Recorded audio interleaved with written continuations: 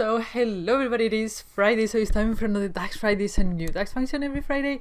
In today's DAX Fridays we're actually going to go through 53 best practices for DAX and good performance on Power BI models that the Power BI team released this week. So I know we were supposed to do something else, but I really want to do this video first. I will do the video I promised today next Friday. So let's get started. Okay, so the best practices are going to be about DAX expressions, error prevention, formatting, maintenance, naming conventions, and performance. Let's get started. There are a few to review.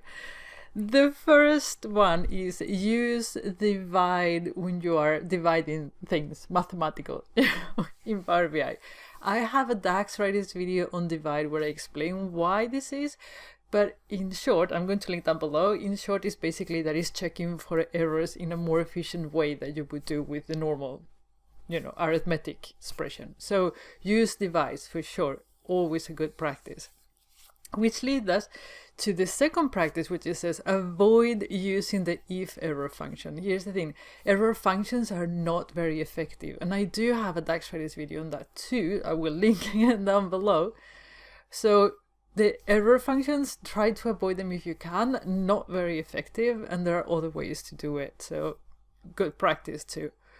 Next one, column references should be fully qualified. And I think, you let me know if I'm wrong, but I think what they mean is that when you are writing columns in Power BI, you should put the table name first. So table name, column name, I think that's what they mean. When it comes to the next one, it says that measure reference should be unqualified. I think that it means that you should never write a measure name with a table name. So just measure name, okay? I think it's what it says. Let me know. Next one, measures should not be direct references of other measures. Measures should not be direct references of other measures. I don't know what that is. Oh, maybe it is that if you have a measure, you cannot just do equal another measure, which I have done. Okay. Why? I have no idea. They say don't do it. I think this is what it means. Again, let me know down below if you think there is something else, but I think that's what it means. No two measures should have the same definition. So I'm guessing again, I think what they mean is that a measure should not do, two measures should not do the same thing? Maybe? But let me know in the comment box. This is use treat as function instead of intersect for virtual relationships. And it is a matter of efficiency. I don't think I have compared these two. I'll check on my DAX Fridays list. But I do have a video on treat as and intersect, so we'll post a link down below. So use treat as, that's the main takeaway of these. Okay, the next section, it is for error prevention. This is what it says. Data columns must have a source column. I don't know what they mean. I have no idea. Data columns must have a source column. How would you have a data column without a source? I don't know what it means, let me know in the comment box. Calculated columns must have an expression. And I don't know that either. I don't know what it is. Let me know in the comment box. We go to the next section, formatting. It says add data category for columns. And that I do all the time. I do it in Power Query. I never ever do it in DAX. Unless, it's a direct query, a live query where you don't have Power Query. But otherwise, I always do it in Power Query. So definitely do that. Do not summarize numeric columns. This is actually quite surprising. Because the default setting for numeric columns is summarized. So now they're telling you do not summarize. That would mean that we have to go through all the columns and set it to not summarize? Oh, nowadays this actually happens more often than not, which sometimes is a bit annoying. What to say? They are the masters. I don't know. Next one. First letter of objects must be capitalized, which is a surprise again. I don't know what that is. If you know, let me know in the comment box. Quite surprising, actually. I wish they would have given a little bit more context to these things so we could actually have a discussion around it. Hide fact table columns. What? Why? Why should we have fact table columns? If you need them, why are you hiding them? I don't know what they mean. Again, if you know, please enlighten me. Mark, hide foreign keys for sure. All the keys should be hidden. Mark primary keys. You can't mark primary keys in Power BI. Or did I miss something? Maybe this is for analysis services that they are putting in here. Or maybe you can have primary keys on external tools. I have no idea. You can't do that in Power BI, so not relevant. Month as a string must be sorted. I don't know what they mean with that. Month as a string, so 1 to 3 must be sorted. Why would you have to sort that? I don't know. Again, let me know in the comment box. Objects should not start or end with a space, that's for sure. It's such a pain when it does. It's really such a pain. So definitely trim your columns. Depending on what the sources are, like all databases, you have to do that. Otherwise it's going to be a complete mess. Percentages should be formatted with 1,000 separators and 1 decimal. Here's the thing. I created the vaccination report. Did I show you how I did? And I was actually reporting on percentages. And I had to put 4 decimals because Power BI was running up. And what I wanted to have is like 99.999 or whatever. It just ran out to 100 when it was not 100, it was 99. So this is not possible to do in Power BI. So thank you, but it just doesn't work.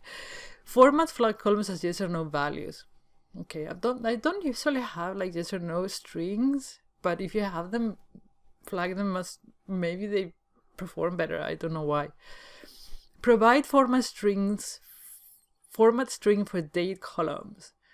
And I'm guessing that is, if you don't provide a format, you have that long formatting where it says Wednesday, the 24th of February with letters, which is probably not very performant. I guess that's what they mean. And provide format string for month columns. Is month name maybe? I don't know. Maybe. Provide format strings for measures. Yes, I have to do that every time because there's not a comma separator on them, which is so annoying. I have to do it on everyone, and I guess I'm doing the format string whether I like it or not. Relationship columns should be of integer data type. Ooh. So what they mean is like when you are putting 2 tables together, you use a column that is a key on both tables, and with date, with Power BI, especially when it's a service tool, you have you don't normally have like a customer ID. You have a customer name here and customer name there, and you join the customer names. They're saying that it performs better if you have keys instead, and you add key with key. So yes, if you have access to those, fine. I mean, this is for big models. Don't sweat it if you have a small model. Seriously, join customer with customer. That's fine. Next one, whole numbers should be formatted with 1,000 separators and no decimals. No shit. I wish that it would be done automatically by default. I have to do it every single time. It just bothers me. But yes, I agree with you that it should be, for sure. But this is not for a performance standpoint of, it's just for the usability point of view. It's so hard to just see numbers without any separation whatsoever. Next one, maintenance. Ensure tables have relationships. Well, sometimes I want my tables not to have relationships, so I don't agree with that. Objects with no description. I don't know what that means. Maintenance objects with no description. We shouldn't have objects with no description. We should have objects with no description. I don't know. Objects with no description. Let me know if you know what that is. Remove data sources not referenced by any partitions. You cannot have partitions in Power BI unless I missed something. So I guess this is analysis services again. Maybe they got a list from analysis services, then they put it here. As far as I know, you can't have partitions. Maybe they're talking about external tools? Don't know. Remove roles with no members. Okay. I guess they are checking them even if there's no members on it. Golden rules. Remove unnecessary columns and remove unnecessary measures. You have, okay. Really? The measures only get calculated. I thought on the, why do you have to remove measures? I thought they were just calculated on demand, so why would it, maybe it takes a space if you have a lot of measures. Okay, maybe big models, thousands of measures, I don't know, have an impact. Next category, naming conventions. Use camel case for hidden columns. I'm not doing that, that's for sure. What? So I have to do a step in Power Query to do camel case to then hide them? No, not doing that. Partition names should match table name for single partition table. Again, partitions is an analysis services thing, or maybe external. I don't use external tools, so I don't know. Maybe it's relevant there. Let me know. Object names must not contain special characters. Object names, oh yeah, okay, yeah. So it gets tricky actually when you put like an asterisk or a hashtag or something on a column name. In Power Query, you can normally reference it without having, to put the hashtag and the quote. If you have a special character, you can't do that. You have to actually do that. And there was a question actually in the channel not so long ago. So I agree with that. Try to have business names as much as possible. Next group, performance. Let's see. Avoid bidirectional relationships against high cardinality columns. I would like to say avoid bidirectional relationships, period. For the normal user, they're the worst thing. So avoid them. Now, if you have to use them, if you know how to use them, here comes the best practice. High cardinality columns. What does it mean, high cardinality? It's just how unique that column it is. So let's say that you have a column where it says Curbal. It's going to be very easy for Vertipack, which is the engine that works behind things and compresses the data, to compress that. One line, done. But if you have like a, I don't know, daytime column where every single cell is going to be different, it compressed very badly. So that is what a high cardinality column is. So very difficult to compress because too many unique values. So don't do bidirectional relationships against those columns. Avoid excessive bidirectional or many-to-many relationships. Yes, absolutely. Avoid them. Like you're avoiding Corona for sure. It's just horrible. Avoid the snowflake schema architecture. Yes, but it's not that easy. You don't want to put too much the tables together. There is a compromise in there. So for sure, if you can have a star schema all days in a week. Do not use floating point data types. Floating point. I don't know what a floating point data type is, but what is a floating point data type? So it seems like a floating point data type is about the number of digits that column will have, and then you should, instead of using float, probably use integer and decimal data type. There you go. Don't use them. Large tables should not be partitioned. Again, limit row level security logic. Probably this definitely has an impact on performance. You're doing row by row stuff. That is always tough. Many-to-many relationships should be single direction. I can imagine that if you are having a many-to-many with a double relationship, everything in your model is getting filtered. Everything, every time. That is going to kill your model. Minimize Power Query transformation. Are you picking on Power Query? Don't you dare. I mean, Power Query is just a loading thing. Once you've loaded the stuff, it's just a DAX thing. So come on, don't pick on Power Query. How you dare. Okay, yes, minimize your Power Query transformation. I mean, do your Power Query. Power Query is not slow. It's what you do in Power Query that can be slow. So you have to use the same like DAX. So obviously be mindful, and can you do things at the source? Absolutely do it there. Model should have a date table, always. When can you have a model without a date table? It's impossible. I've tried. Always end up with a calendar. Oh my God. Model using direct query and no aggregations. So I should avoid it. Using direct query and no aggregations. So maybe they say that you should have, if you use direct query, use aggregation tables. I mean, direct query is so tricky. I was doing some exercises with direct query and I just got errors everywhere. It's just messy. Reduce the number of calculated columns. Why? Because they get stored in used RAM. So absolutely do reduce the number of calculated columns. Reduce the usage of calculated columns. I use related. I haven't used related in years. I did it at the beginning when I was working with, when I came fresh from Excel. Not anymore, thankfully. Reduce the usage of calculated tables. Same thing. Gets stored on RAM.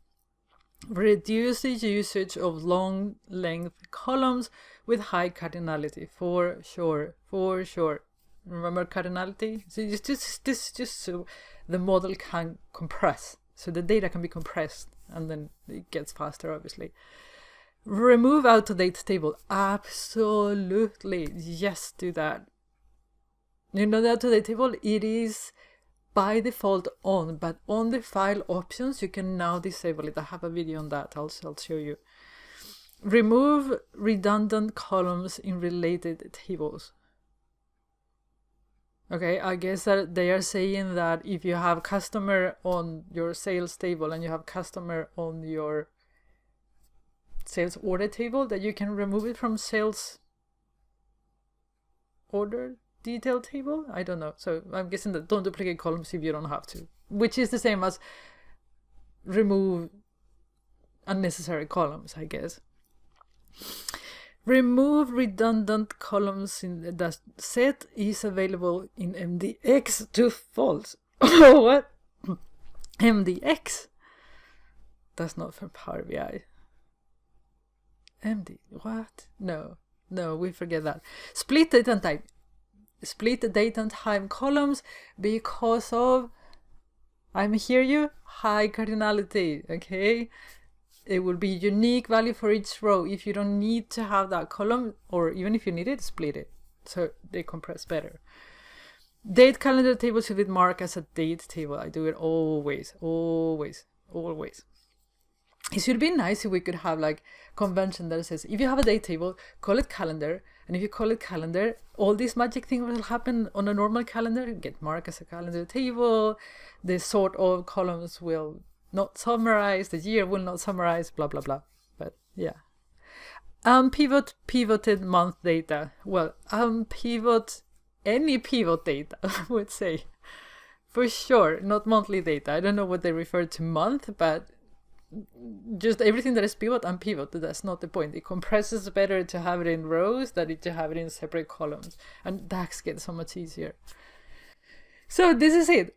All 53 best practices. Oh my God. Okay, there are a few that I didn't understand. There are a few that I don't think that are relevant. There are a few that we knew. There are a few that are new. So which one was new for you? And do you have any idea of the ones that I didn't know? Would love to know. Anyhow, I will see you again on Monday. By the way, I loved the video on Wednesday. It was so fun. It's so wonderful to see how other people read charts. I am learning a ton. I'm so happy that I did this. I'm going to love that series. I just feel it. But anyhow, I'm not going to keep you longer. Enjoy your weekend. I will see you on Monday again. Until then, take care.